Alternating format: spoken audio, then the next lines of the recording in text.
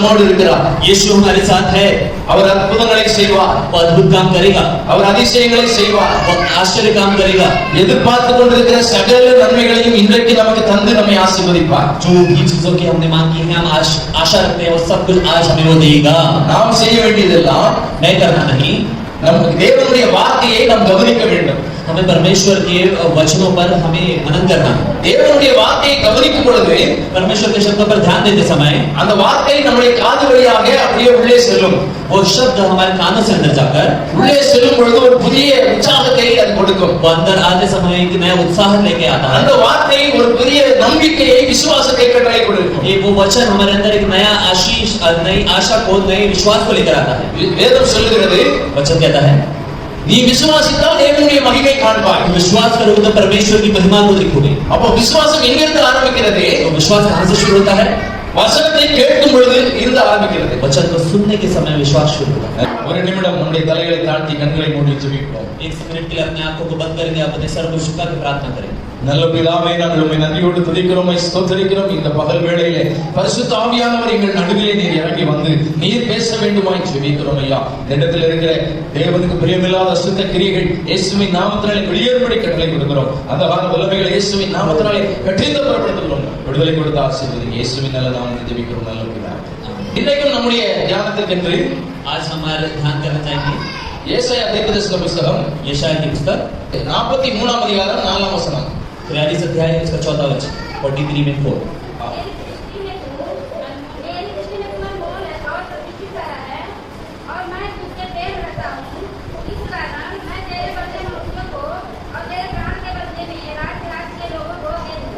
இந்த வசனத்திலே முதலாவதாக நம்மை பார்த்து ஆண்டவர் சொல்லுகிறார், इस वचन में पहला देखते हैं तो परमेश्वर कहता है, என் பார்வைக்கு நீ அருமையானபடியினால் मेरी नजर में तू अनमोल ठहरा है.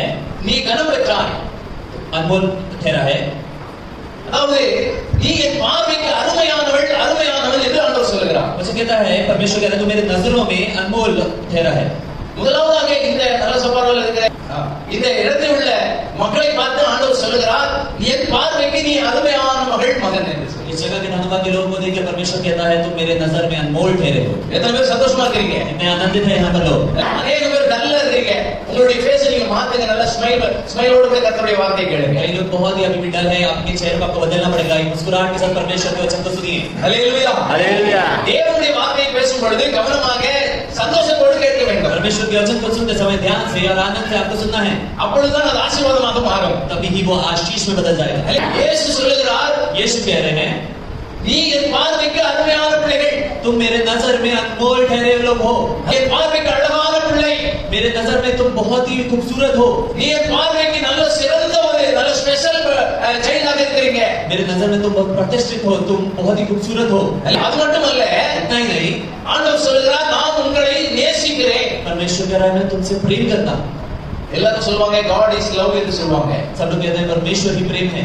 இன்றைக்கு ஆண்டவர் சொல்லுகிறார், நான் உங்களை மிகவும் அதிகமாக நேசிக்கிறேன் என்று சொல்லுகிறார். आज परमेश्वर कहता है मैं तुमसे बहुत ज्यादा प्रेम करता हूं. உங்களுக்கு சந்தோஷம்? कितने लोग खुश हैं? இங்க ரோட்ல போறவர் வரவங்க யாரும் சொல்லல நான் உங்களை நேசிக்கிறேன்னு சொல்லி.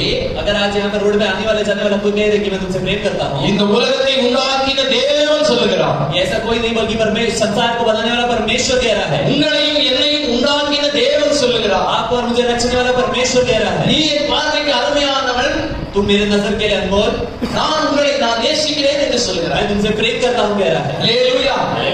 அவர் முதலாவதாக நம்மை நேசிக்கிறவராக இருக்கிறார். पहले तो हमसे प्रेम करने वाला है. இரண்டாவதாக நம்மை கனமுள்ள பாத்திரமாக மாற்றப் போகிறார். दूसरा अपनी नजरों में एक प्रतिष्ठित करके वो बदल देगा. கனம் பொருந்திய பாத்திரமாக தேவன் நம்மை மாற்றப் போகிறார். अपने इस्तेमाल करने वाला पात्र करके वो हमें बदल देगा. எத்தனை பேருக்கு சந்தோஷம்? ये लोग खुश हैं. கனம் பொருந்திய பாத்திரமாக மாற்றப் போகிறார். अपने इस्तेमाल करने वाला पात्र करके वो बदल देगा. இதுவரைக்கும் கனவீனப்படுத்தப்பட்ட பாத்திரமாக நாம் வாழ்ந்திருக்கலாம். अभी तक ये तुच्छ इस्तेमाल नहीं किया वो पात्र करके अपने जीवन को हमने जिया होगा. இதிலிருந்து अब से लेकर தேவன் நம்மை கனமுள்ள பாத்திரமாய் மாற்றப் போகிறார். इस्तेमाल करने वाला एक पात्र करके परमेश्वर में बदल देगा. தள்ளப்பட்ட கல்லாக இருந்த நம்மை हमें कोने में रखा हुआ पत्थर करके चौंधेरे थे, மூளைக்கு தலைகல்லாக மாற்றுகிறார். हमें मुख का पत्थर करके वो बदल देगा. நம்முடைய வீட்டிலே நாம் தள்ளப்பட்ட ஒதுக்கப்பட்ட பிள்ளைகளாக நாம் வாழ்ந்திருக்கலாம். हमारे घर पे हमें साइड में कर दिया, अलग कर दिया, ऐसे बच्चे करके बड़े हुए होंगे. ஆனால் கம்பெனியில கூட நாம் ஒதுக்கப்பட்ட ஜனங்களாக வாழ்ந்திருக்கலாம். हमारे काम में हमें अलग करके रख दिया है, पीछे कर दिया, ऐसा करके हम काम करते होंगे. ஆனால் இன்றைக்கு இயேசு சொல்லுகிறார், நான் உங்களை கனமுள்ள பாத்திரமாய் மாற்றப் போகிறேன். आज यीशु कहता है तुम्हें मैं मुख्य पत्थर करके बना दूंगा, உயர்த்தப்பட்ட ஜனங்களாய் மாற்றப் போகிறேன். मैं ऊंचा उठाया हुआ जन करके बदल दूंगा. உங்களுடைய வாழ்க்கையிலே பொருளாதாரத்தை நான் உயர்த்தப் போகிறேன். तुम्हारे जीवन में तुम्हें हर जगह पे मैं ऊंचा उठाऊंगा. புதிய சுகத்தை தரப் போகிறேன். एक नई आशीष को दूंगा, புதிய பலத்தை தரப் போகிறேன். एक नए बल को दूंगा, புதிய டேலண்டை கொடுக்க போகிறேன். एक नए टैलेंट को दूंगा.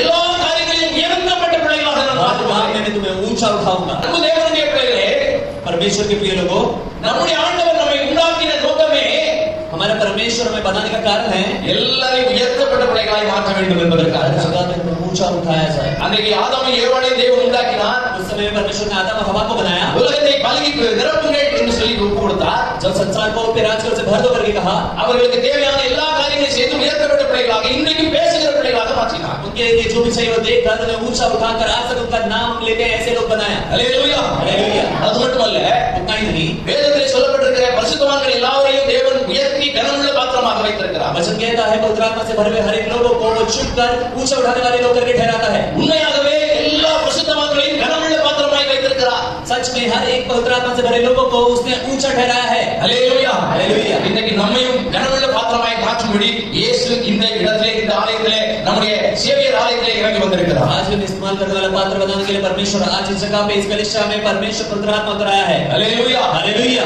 இன்னைக்கு அப்படிப்பட்ட கனமுள்ள பாத்திரத்தை பெற்றுக்கொள்ள வேண்டுமானால் आज ऐसा इस्तेमाल करने वाला पात्र करके आपको बनना है तो நாம் என்ன செய்ய வேண்டும்? हमें क्या करना? நாம் என்ன செய்ய வேண்டும்? हमें क्या करना? இதுதான் நாம் முக்கியமா பார்க்க வேண்டிய ஒரு காரியம். यही हमें आज देखने का एक काम है. நாம் 4 காரியங்களை பார்க்க போகிறோம். हम 4 चीजें देखेंगे. 4 காரியங்களுடைய இருதயத்தை வைத்துக் கொண்டு इन 4 बातों को अपने हृदय में रखकर தினந்தோறும் அதை கடைபிடிக்கும் பொழுது रोज मनन करने पर தேவன் நம்மை கனமுள்ள பாத்திரமாய் மாற்றுவார். परमेश्वर हम इस्तेमाल करने वाला पात्र करके बनाएगा. வேதம் சொல்லுகிறது, உச்சிதமான கோதுமையினாலே உங்களை திருப்தியாக்குவேன். वचन कहता है कि अद्भुत जल से तुम्हें मैं तृप्त करूंगा. இப்போ 1 சாமுவேல் புத்தகம் अभी पहला समय की पुस्तक 2ஆம் அதிகாரம் 30ஆம் வசனம். दूसरा अध्याय से 30वां वचन. इसलिए इस्राएल के परमेश्वर यहोवा की यह वाणी है कि मैंने कहा तो था कि तेरा घराना और तेरे मूल पुरुष का घराना मेरे सामने सदा चला करेगा, परंतु अब यहोवा की वाणी यह है कि यह बात मुझसे दूर हो, क्योंकि जो मेरा आदर करे मैं उनका आदर करूंगा और जो मुझे तुच्छ जाने वे छोटे समझे जाएंगे. அல்லேலூயா. அல்லேலூயா. இங்கே சொல்லப்பட்டிருக்கிறது, क्या कहा गया है? என்னை கனம் பண்ணுகிறவர்களை நான் கனப்படுத்துவேன். मुझे ऊंचा उठाने वाले को मैं ऊंचा उठाऊंगा. என்னை கனம் பண்ணுகிறவர்களை நான் கனம் பண்ணுவேன். मुझे ऊंचा उठाने वाले को मैं ऊंचा उठाऊंगा. நாம் நம்முடைய ஆண்டவரை எப்பொழுதும் கனப்படுத்த நாம் பழக வேண்டும். हमें हमेशा परमेश्वर को ऊंचा उठाते हुए रहना है. நம்முடைய ஆண்டவரை உயர்த்தப்பட்ட ஸ்தானத்தில் எப்பொழுதும் பேச வேண்டும். आदर करते हुए हमें उसकी बातें करनी है. கர்த்தர் செய்த நன்மைகளுக்கு தினந்தோறும் நன்றி சொல்ல வேண்டும். परमेश्वर जो भी हमारे लिए करता है उसके लिए हमेशा धन्यवाद करते रहना है. நம்முடைய இனஜன பந்துக்களிடத்திலே தேவனை குறித்து பேச வேண்டும். जहाँ भी हम जाते हैं वहाँ परमेश्वर के बारे में बातें करनी है. ஆண்டவரை கனப்படுத்துகிற எந்த ஸ்தானத்திலும் வந்து தேவன் நம்மை ஆசீர்வதிப்பார். परमेश्वर को जहाँ हम आदर करते हैं उस जगह पे परमेश्वर हमें आशीष देगा. அதற்கு முதலாவது செய்ய வேண்டிய காரியம், उसके लिए पहला करने वाला काम है ஒவ்வொரு ஞாயிற்றுக்கிழமையும் हर संडे को இந்த ஆலயத்திலே வந்து தேவனை ஆராதனை செய்ய வேண்டும். इस कलिशा में आके परमेश्वर की आराधना करें. அல்லேலூயா. हालेलुया. தேவனை ஆராதனை செய்கிற பிள்ளைகள் எல்லாம் தேவனை கனப்படுத்துகிறார்கள். जो भी लोग परमेश्वर की आराधना करते हैं वे परमेश्वर का आदर करते हैं. தேவனை உயர்த்துகிற எந்த பிள்ளைகளையும் தேவன் ஆசீர்வதிப்பார். परमेश्वर के नाम को ऊंचा उठाने वाले हर एक लोग को परमेश्वर आशीष देगा. இந்த उலகத்தில் உள்ள மனிதர்களுக்கு முக்கியத்துவம் கொடுக்காதபடி इस संसार के लोगों को जो मुख्य है நம்முடைய ஆண்டவருக்கு முதலிடத்தை கொடுக்க வேண்டும். उससे ज्यादा हमें परमेश्वर को पहला दर्जा, पहला स्थान देना है. ஆலயத்துக்கு முதலிடம் கொடுக்க வேண்டும். कलिशा को पहला स्थान देना है. பிரார்த்தனைக்கு முதலிடம் கொடுக்க வேண்டும். प्रार्थना को पहला स्थान देना है. ஆராதனைக்கு முதலிடம் கொடுக்க வேண்டும். आराधना को पहला स्थान देना है. தேவனுடைய பிள்ளைகளோடு கூட பேசுவதற்கு முதலிடம் கொடுக்க வேண்டும். परमेश्वर के लोगों से बात करने को पहला स्थान, ஆண்டவருக்கு காணிக்கை கொடுப்பதிலே முதலிடம் கொடுக்க வேண்டும். परमेश्वर को दान देने को पहला स्थान देना है. அல்லேலூயா. அல்லேலூயா. ஆண்டவருடைய ஊழியத்துக்கு முதலிடம் கொடுக்க வேண்டும். परमेश्वर की सेवकाई को पहला स्थान देना है. ஏற்கனவே நம்முடைய ஐயா சொன்னாங்க, पहले ही हमारे सेवक ने कहा ஆமா நம்ம ஒழுங்கா ஆலயத்துக்கு வரணும், ஆலயத்துக்கு வந்த பிறகுதான் மற்ற வேலைகளை செய்ய வேண்டும் என்று சொன்னார்கள். आपको सही से कलिशा में आना है, कलिशा आने के बाद ही अपने दूसरे काम करने हैं. उन्होंने कहा அல்லேலூயா. हालेलुया. அது மட்டுமல்ல, அந்த வசனத்தில் இன்னொரு வார்த்தையும் சொல்லப்பட்டிருக்கிறது, उतना ही नहीं, वचन में एक और बात कही गई है, என்னை கனஈனப்படுத்துகிறவர்கள் मुझे खोजने वाले को, அவர்களை நானும் கனஈனப்படுத்துவேன். मुझे आदर करने वाले को मैं भी आदर करूंगा. நல்ல கவனிங்க, ध्यान दीजिए, இங்கே இயேசு சொல்லுகிற காரியத்தை நுணுக்கமாக முக்கியமாக கவனிக்க வேண்டும்.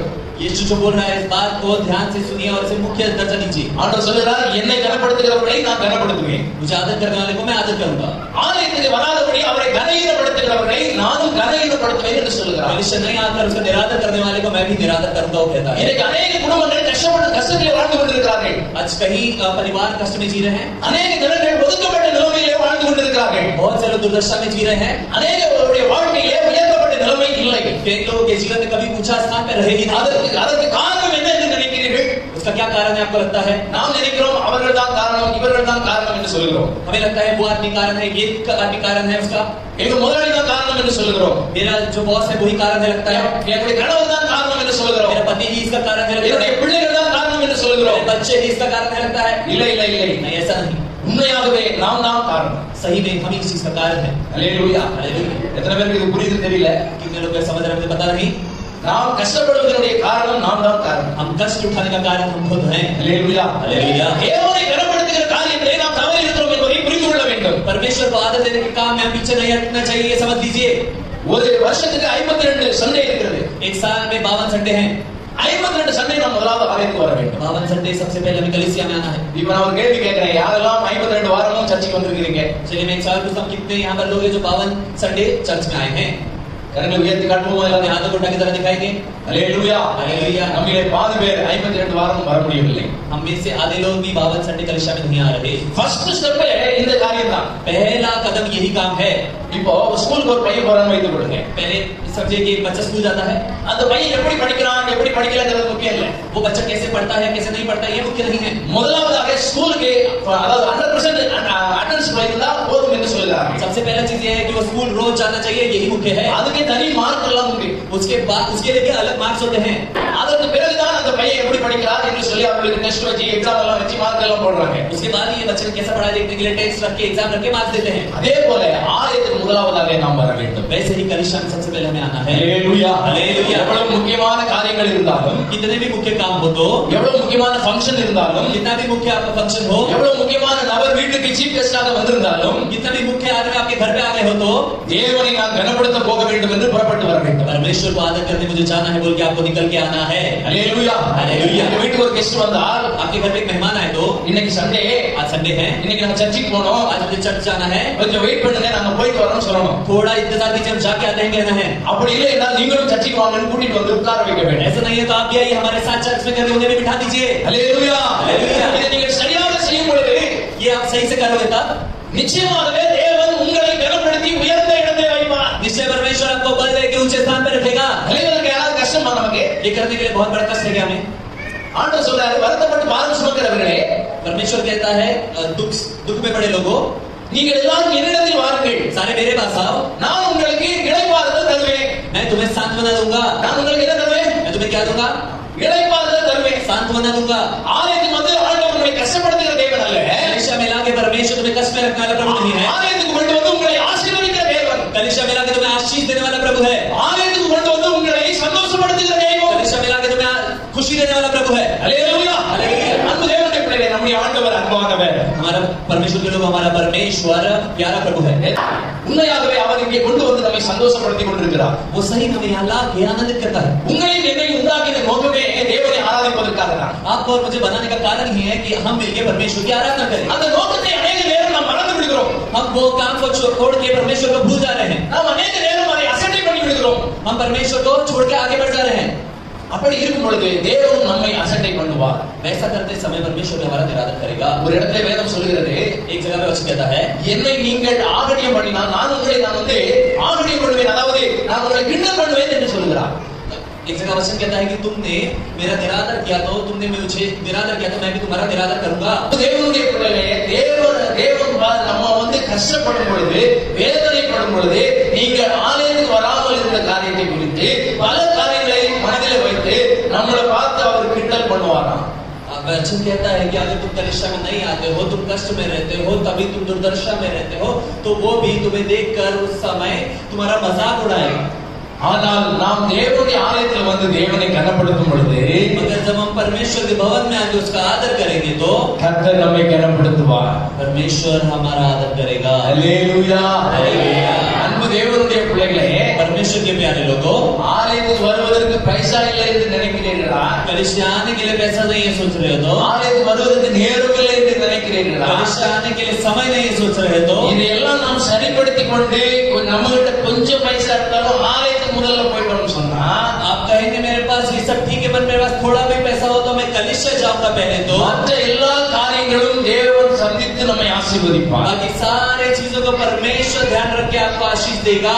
வேதம் சொல்லுகிறது, वचन कहता है முதலாவது தேவனுடைய ராஜ்யத்தையும் நீதியும் தேடுங்கள், पहले परमेश्वर के राज्य की खोज करो, அப்பொழுது இவைகள் எல்லாம் உங்களுக்கு கூட கொடுக்கப்படும். फिर ये सारी चीजें तुम्हें साथ में दे दी जाएगी। என்னெல்லாம் கூட கொடுக்கப்படும்? क्या क्या साथ में दे दिया जाएगा? இந்த உலகத்திற்கு பணம் தேவை, பணம் அதிகமாய் தேவன் கொடுப்பார். इस संसार में पैसे की जरूरत है तो पैसा वो ज्यादा देगा।